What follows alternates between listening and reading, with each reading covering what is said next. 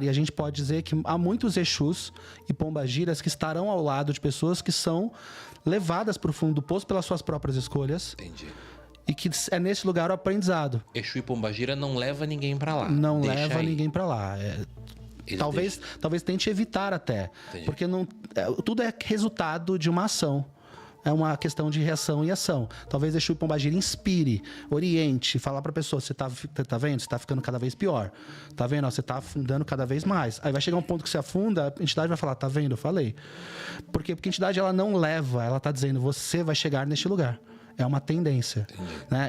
E foi ótimo quando você tem uma história de alguém que, em vida, se libertou daquilo que a escravizava. Porque esse inferno interno, ela não vai entrar quando desencarnar. Então ela vai ter chances de enxergar outras possibilidades no mundo espiritual e sobre si mesma. Porque quem está no inferno vivo vai viver no inferno morto.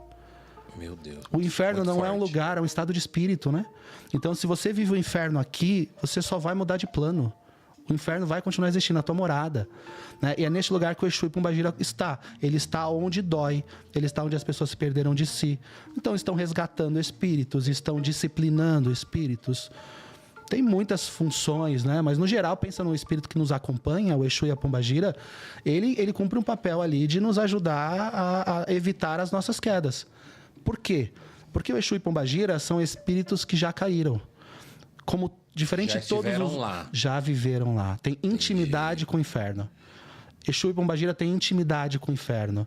E ele viveu, ele passou por lá, ele esteve lá pelos próprios erros. Ele sabe exatamente qual é a consequência de uma ação errada. Nossa, o que não é o que mais melhor que uma pessoa que viu, eu já você vai continuar bebendo? Ninguém mais ensina melhor. Eu já fui lá. Você quer ir? Lá não é brincadeira. E aí, numa dessas, se a pessoa souber ouvir, ela fala, realmente, é um mestre no nosso caminho, né? A gente chama os Exus de mestres, mestras também, porque quem vive, quem já viveu no caminho que a gente está vivendo é um mestre na nossa vida. Entendi. Porque ele antecipa, ele fala, esse não é um bom caminho. Essa maneira de fazer não é legal, né? Então a gente tem nessas entidades, é por isso que eu digo que eles conhecem como ninguém o inferno, porque eles já estiveram como escravos desse lugar e hoje eles estão como pontos de luz nesse lugar, ajudando, elucidando, esclarecendo, dando caminho, né? É por isso que muitas vezes a gente vê que, às vezes, eu não sei se a Umbanda trabalha também com essa ideia, com essa... Por isso que às vezes as pombagiras, muitas foram prostitutas, que foram assassinadas, que tiveram que vender o corpo, homens, às vezes eles foram, os Exus, eles foram... a história dos Exus também foi trágica, e aí por isso que eles... eu já fui lá, eu já fiz isso, não vai. Por isso que então, Exu e Pombagira, eles foram pessoas... Porque eu nunca entendi isso. Eu falei, gente, mas vocês estão cultuando uma pessoa que foi uma prostituta? Vocês estão cultuando uma pessoa que ele bebia pra caramba? Por quê? Porque ele já chegou lá no fundo. Ele conhece. Não que ser prostituta e beber pra caramba é ruim, vocês entendam. Mas às vezes a pessoa não queria se prostituir, mas era obrigada a se prostituir, era violentada. E aí ela conseguiu sair e falar, amiga, eu já trabalhei na rua. Não vale a pena. Não vale a pena. É isso aí. São espíritos que já caíram lá. Sem dúvida. Eles têm intimidade com tudo aquilo que a gente vive. Por isso que eles são muito orientadores, né? Mas agora uma coisa, Pombagira, muitas delas foram prostitutas de fato. Mas nunca foi, não foi uma prostituição só, né? No sentido de promiscuidade só, tá? Mas a prostituição na época das pombagiras, pense em século XX, século XIX, século XVIII, até XVII, a gente está falando de espíritos que viveram uma época em que a mulher não tinha voz, então havia toda uma opressão, a mulher não tinha espaço para fazer escolhas nenhuma, ou seja, ela casava, ela era escolhida pelo marido, ou seja, era vendida para às vezes vendida pelo próprio pai. Porque a única forma de ela ter espaço ter vida era ter no marido. Se não tivesse o marido com, um dono. Com dinheiro. Seja qual for, um dono. Com poder. Era um dono. E as mulheres que negavam a isso, ou fugiam dos seus pais, fugiam dos seus maridos, não tinham outro lugar para viver. Ou era rua, era questão de mendigo, ou a menina vivia no cabaré. E os cabarés eram casa de show. né? Casa de show, casa de espetáculo, teatro, eram lugares, eram restaurantes. O cabaré não era só para prostituição, havia também, mas não era só isso. Então tinha muitas meninas, muitas cozinheiras que foram expulsas da casa dos pais, que cozinhavam, cozinhavam nos cabarés. Tinha umas que eram lavadeiras. Então haviam muitas mulheres que viveram nos cabarés, assumindo tantas funções além da prostituição. Elas têm que fazer a vida delas. Exato. São expulsas de casa. Total. Tiradas da sociedade, ela vai fazer o quê? Ela tem que viver a vida dela. E a oportunidade de recomeço, às vezes, era um cabaré. Então, a gente ouve falar sobre o cabaré mesmo, sobre Pombagira, está relacionado à prostituição, que não é uma prostituição promíscua em si, não é a promoção de uma promiscuidade, mas é uma narrativa também de uma época. Né? É uma coisa de marginalidade, né? De marginalidade. Tirada da sociedade. É a mesma coisa do Exu, é a mesma história. O Exu fala também do marginal, aquele que foi colocado à margem da sociedade. Por isso que chama de povo de rua. Povo da rua. Povo da rua, povo que fica na rua, povo do lado de fora, que não tem casa, não tem morada, não tem, às vezes, família. Muitas vezes está associado a esses homens e mulheres que se viraram na noite. Com jogo, com apostas, com roubo, com assassinato, com sequestro, com prostituição.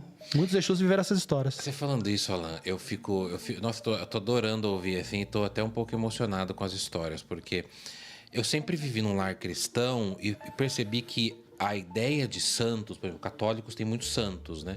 A ideia dos santos é uma ideia muito de uma vida... Claro, muitos deles fizeram coisas erradas e depois se converteram e tal. Mas é uma vida muito assim do tipo... Como que eu vou explicar? Fora um pouco da nossa realidade. Porque a gente fica assim, nós temos que ser santos, viver... Mas a gente vê o mundo selvagem. As pessoas tendo que matar... Não matar no sentido de matar um leão por dia, sabe? Minha avó falava muito, hoje eu vou matar um leão por dia. E aí a gente parece que essas pessoas que viveram na marginalidade da vida, homens e mulheres, eles têm que ser esquecidos e não tem que ser exemplo para nada. E aí você vê na Umbanda uma religião pegando essas pessoas que chegaram até o fundo do poço, até o inferno pessoal delas, e elas estão voltando e falando assim, eu vou te ensinar a não chegar lá. É isso aí. É isso aí. Em resumo, isso é Exu e Pombagira. É claro que você vai ter outras definições religiosas que as pessoas vão falar, vão dar um tom meio demoníaco para Exu e Pombagira. É exatamente o ponto que eu ia chegar agora. Vão trazer uma narrativa mais demoníaca. Mas até quem acredita que o Exu é demônio tá jogando contra o próprio Exu. Até quem acredita que Exu vem ou vai para um lugar meio demoníaco, ou que pertence a algo assim, tá indo contra aquilo que o próprio Exu é. Porque quando a gente pensa em Exu, na própria história da nossa sociedade, Exu, enquanto uma figura, uma divindade africana, há um orixá chamado Exu. Quando esse orixá vem com os africanos para cá, lá no descobrimento, esse orixá ele já é demonizado, ele já é visto como um ser demoníaco. Ele é visto como o oposto de Deus, o orixá Exu. Então o termo Exu no Brasil, antes mesmo de surgirem essas entidades nos terreiros que abriram depois, essa própria divindade africana já foi demonizada. Então, tudo que falava de Exu no passado era sobre demônio. E num passado muito próximo. Porque agora. Eu ouvi muito de que Exu é demônio. Pois é. Mas é uma narrativa que não é nem compatível. Porque o demônio cristão, é um demônio que é um personagem da própria igreja. E é de outra religião, é outro departamento. E outro não departamento, tá nem e uma coisa que é tão incongruente assim, Dan, porque por exemplo, o próprio orixá Exu, ele existe dentro de uma tradição africana que existe há mais de 10 mil anos. O diabo é novinho, tem 2.000. É verdade. O diabo é um adolescente, perto do orixá Exu. Como o Exu pode ser o diabo se o diabo acabou de nascer?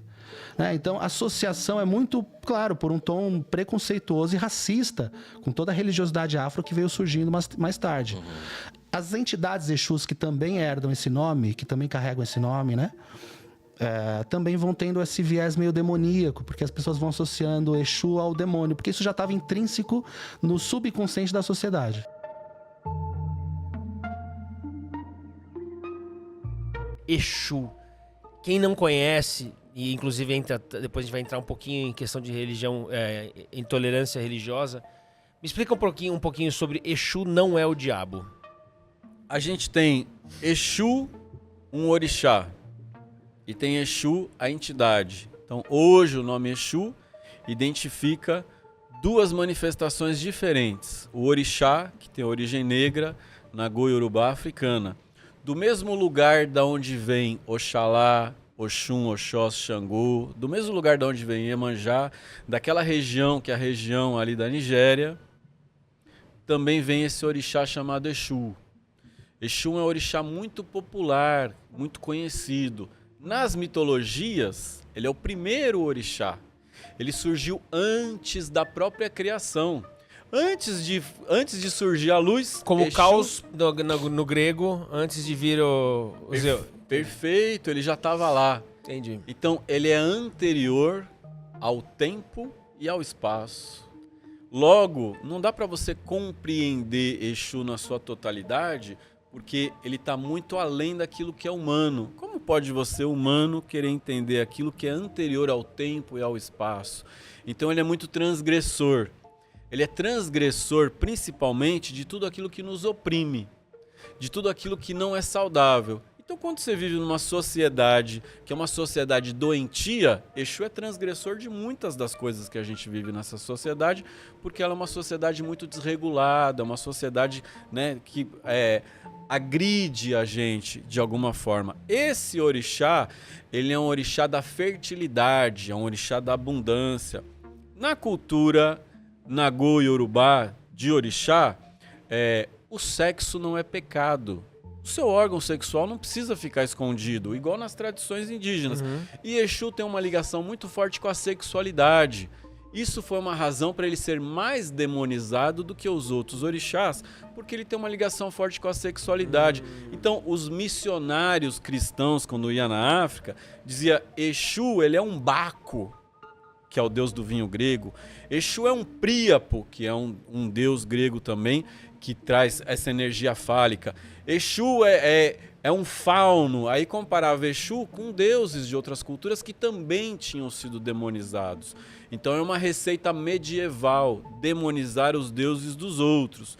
Então todos esses deuses foram demonizados, mas esse é o mais capetão, porque olha só, ele tá pelado, ele tá, né, ele tá feliz, ele tá alegre e ele não tá nem aí pra ninguém, e ele né? tem uma sexualidade, ele tem, nossa, mas então isso é pecado. Então ele foi muito demonizado por causa disso tudo e por ser um transgressor de tudo isso que nos oprime. Exu, a entidade, é um espírito humano reencarnante que trabalha esse tipo de força também, que trabalha também uma alegria, que às vezes traz uma ironia. Nas tradições afro-brasileiras não existe diabo, não existe. Diabo é uma criação judaico-cristã, ele não existe nessas tradições.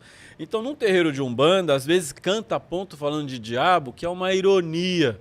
Ele está fazendo uma ironia, às vezes está falando que Exu é o diabo, que ele é o capeta, porque é como se ele estivesse devolvendo, né? Ah, você acha que eu sou o diabo? Então pronto, eu sou. Pela ignorância o alheia, como se fosse. Então, muito ponto cantado brinca com isso, joga com isso, com essa ironia. Mas, se não tomar cuidado, esses pontos cantados que são as músicas de Umbanda, às vezes também pode assustar a pessoa que não sabe aonde está chegando, né?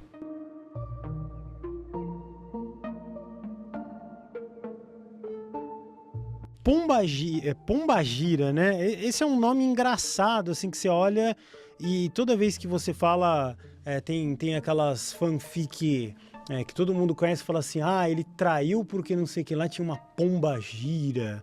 Você que é um especialista nisso, dá pra acontecer isso? Uma pessoa trair pela pombagira? Não, quem falar, quer trair isso é porque a pombagira dela tava muito louca, não tem umas histórias assim? Não tem? Tem. Os Exus de Pombagira foram demonizados no Brasil. Né? Então, e é claro que foram demonizados, porque justamente como eles trazem muito essa questão da liberdade, do progresso, da rebeldia, é claro que as pessoas que escravizavam não queriam que, de forma alguma, os negros escravizados tivessem acesso a essa força, a esse poder.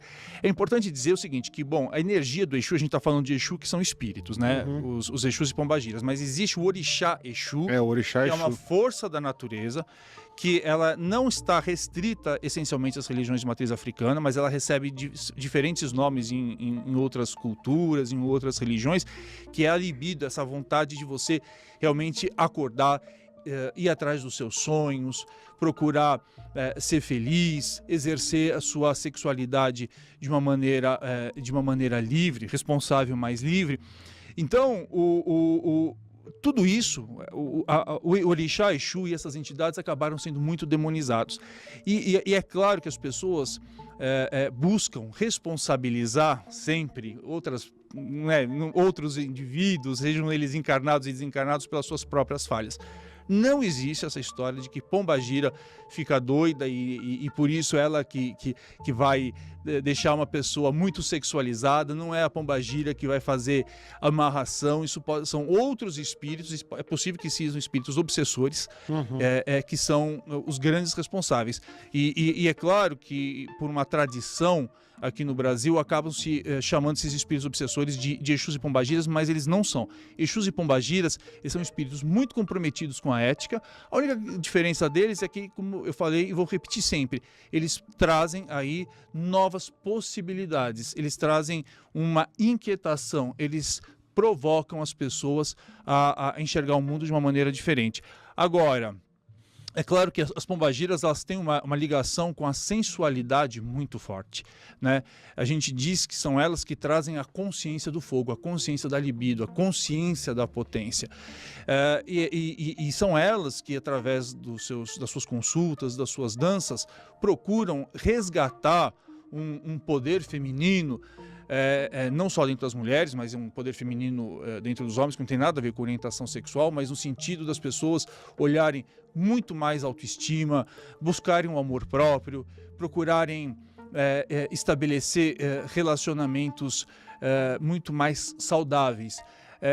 Mas não acredito, e a minha experiência tem mostrado que quando uma pessoa atribui aí qualquer comportamento inadequado em relação à sexualidade, é algo muito mais de obsessores do que de Exus e pombagiras. Faz total sentido, extremamente didático. É bem isso, porque uma pessoa, quando ela vai se consultar com a pombagira, a primeira coisa é muito interessante. A pombagira vai fazer provocações, primeiro, como a pessoa lida com a própria sexualidade e depois com a sua sensualidade, que são coisas muito distintas.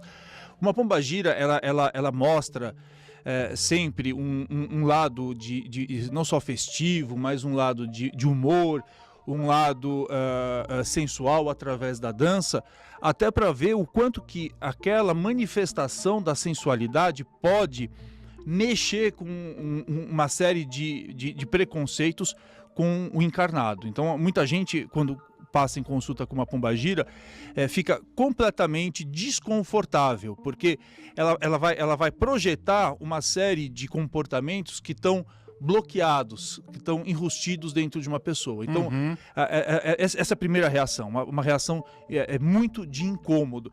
E em seguida, ela vai fazer essa provocação, falar, como é que está a sua relação? Será que você vive uma relação de verdade? Será que você vive a sua sexualidade de uma maneira sadia? Será que você consegue expressar toda a tua verdade, toda a tua beleza? E, de fato, muita gente acaba percebendo que vive casamentos de fachada, que as relações estão completamente desgastadas. E não necessariamente a pombagira vai falar, olha, não, você tem que se separar. Ela vai propor que haja mudanças, que exista conversas, que as pessoas possam reavaliar suas posições, seus relacionamentos, seus casamentos, mas sempre valorizando o amor próprio. O que a gente observa é que a maior parte das pessoas, elas, de fato, elas constroem relações muito nocivas, muito negativas, porque nós todos aprendemos a se relacionar de maneira muito incorreta, né?